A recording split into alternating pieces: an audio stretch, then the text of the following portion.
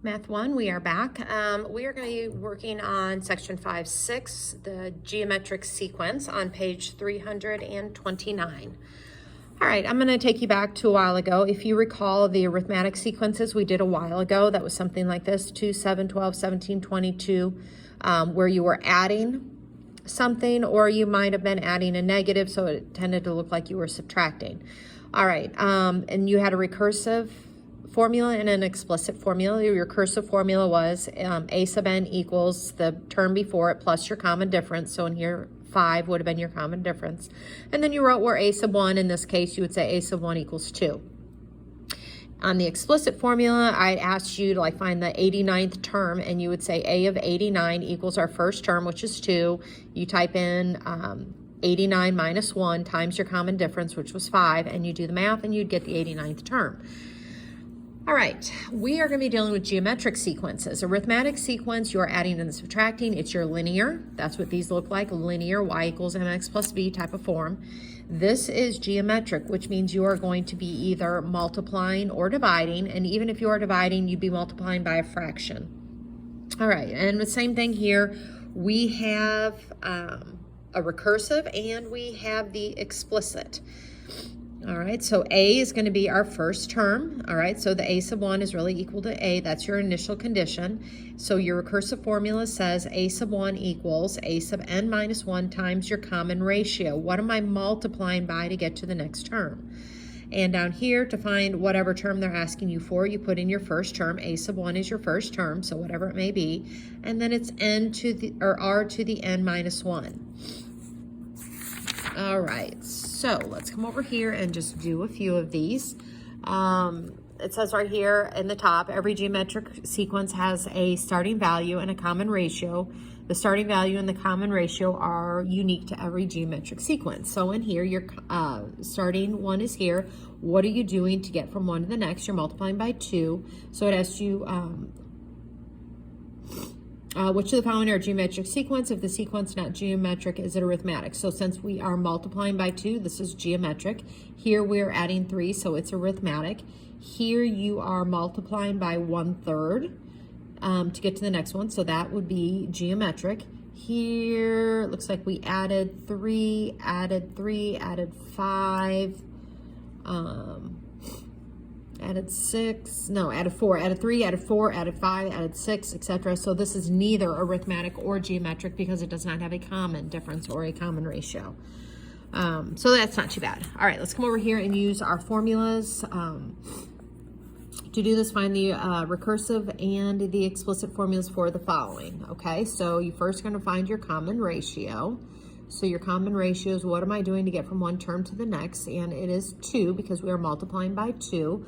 So your recursive would state a sub n is equal to a sub n minus 1 times your common ratio, which is 2. All right, and then you have to say where the first term is 2, because otherwise I wouldn't know. Remember, if I read this, I should be able to get back to this formula. So I know I'm going to start at 2 and I'm going to be multiplying by 2. I could have started at 3 and multiplied by 2. I could have started at 4 and multiplied by 2. All right, but I want this specific thing. So there is my recursive. All right, to get to the explicit, you would say a sub n equals our first term, which is 2, times our common ratio, which is 2, to the n minus 1 power. All right, and then you can check this to see if it's right. Like for an example, you know the fourth term is 16. So if I stick 4 in for n, I better get 16. So if I take 2 times 2, if I put 4 here, I get to the third power. Well, 2 to the third power is 8, and 8 times 2 is 16. So you've written the right one. Okay, here you are dividing by 2, but your common ratio really is 1/2, or you can use 0.5. It does not matter. So you're going to do the same thing. You're going to do your recursive formula. A sub n equals the term before it times 1/2, or you can put 0.5 in parentheses. You can use the times. If you use 0.5, it might look kind of funny here. I don't know.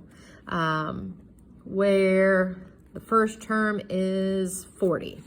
All right, so a sub n is, or a sub 1 is 40. For your explicit, a sub n equals my first term times my common ratio, and I'm going to just put that in parentheses just because it looks better, to the n minus 1 term. All right, let's come down here. Let's see what's going on. If you do not know what's happening, so if I look at this, I know I'm dividing by something, but I don't know what it is. Take 98 divided by that, and it will tell you. So 98 divided by 686, and I get a decimal. I hit fraction to decimal in my calculator, 1/7. So your common ratio is 1/7, which makes sense. If I take 14 divided by 7 or 14 times 1/7, you're going to get that common ratio, right? So your ratio is 1/7. Don't use divided by. Do not write divided by 7. You got to figure out what you're multiplying by. All right, so your recursive formula will say a sub n equals a sub n minus 1 times 1/7, where the first term is 686. All right, then on your explicit, you will say to find whatever term, you're going to take the first term, which is 686, and you're going to multiply it by 1/7 to the n minus 1 power. All right, again here, looks like a lot of craziness is going on. So what I'm going to do is just take 128, divide it by 192, and I get that. So I'm going to hit fraction to decimal. So what I'm doing is multiplying by 2/3. So my common ratio is 2/3.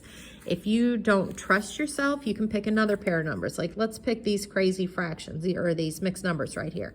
So I'm going to type these in. So I'm going to take 56, you hit ABC, 8, ABC 9, divided by 85, ABC 1, ABC 3, and I get 2/3. All right, so it does not matter. You take this divided by that, or you can take that divided by that, or that divided by that. I will get 2/3 every single time, which is what my common ratio is. All right. Okay, here what we're going to do is write the explicit formula, and yeah, we're just going to write the explicit formula, the recursive formula, and we're going to find the 8th term of that sequence. So I'll do one of these. It's very similar to the ones before.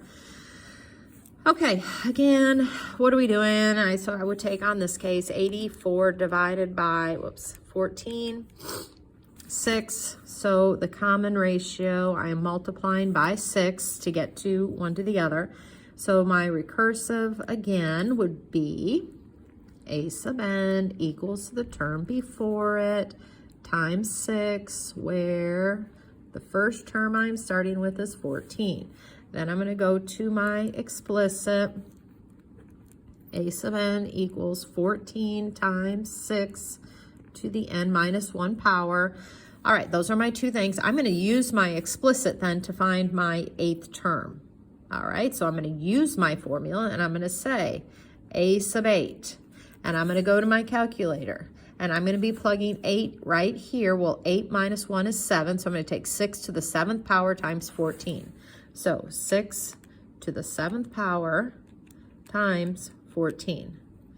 That's a really big number. All right, so the 8th term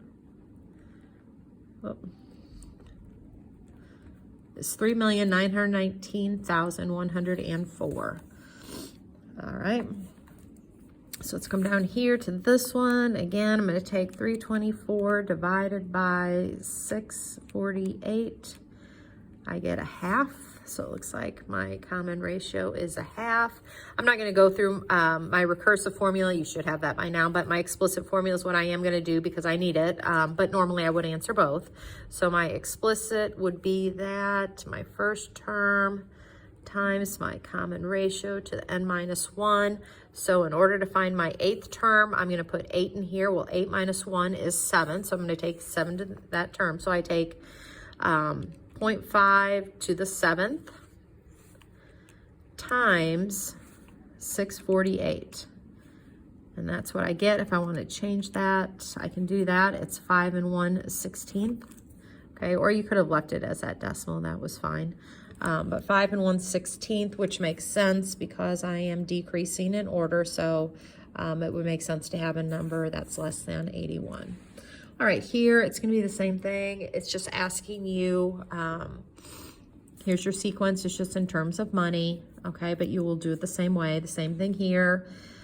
You're going to figure out what's going on with these. Okay, going down.